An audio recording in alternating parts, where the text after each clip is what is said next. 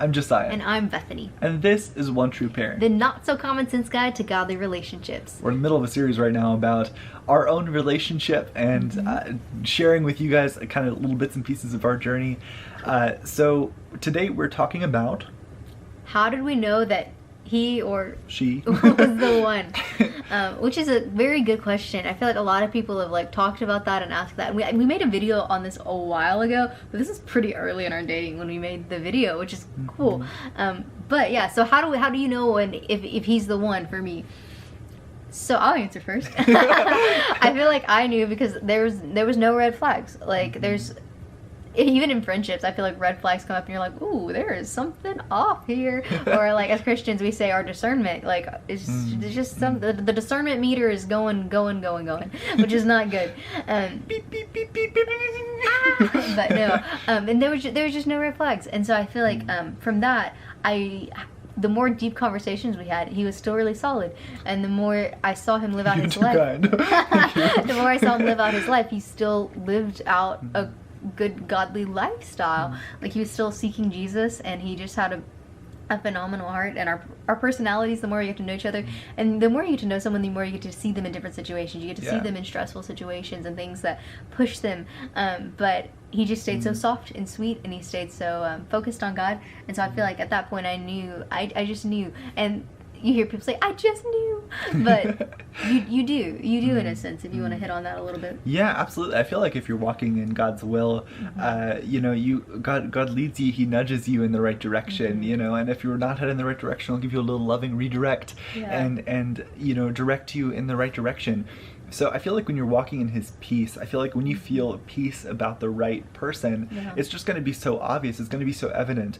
If you're not with the right person, something's not going to sit right. You just won't have this peace. There's going to be something that just, you either kind of have to talk yourself into, sticking with it. It's just, there's just going to be a lack of peace there. Yeah. We're gonna add something to that. I will later. Okay. I think it's really important that we follow that peace, follow where God has us, and that peace that kind of comes with that.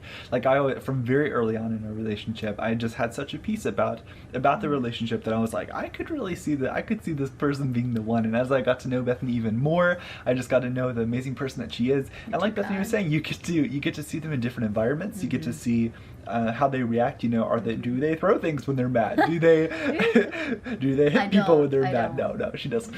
I throw rice. No, very random. That would be kind of random.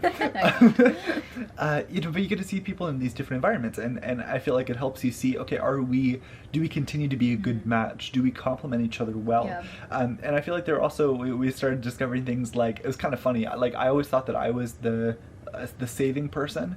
Because I'm very much, I like to think that I think forward, I think about long term about stuff, but it's kind of funny because Bethany is very much a very organized and saving peep. So in comparison, I've actually discovered that I'm the one who spends more in a relationship. Hey, let's do this, or let's buy this, or let's go on this little vacation. But I never say no when it's ice cream. No, this is true. I've never said no to ice cream. That is the important defining factor. That's true. But for an example, I'm the person that's very much ooh, what if we do this? What if we do that? What if we do this? And Bethany's the but how can we actually make this happen? How can we go about making this happen? And you need both parts of that, and so you need somebody who's going to be your complement, your little helpmate.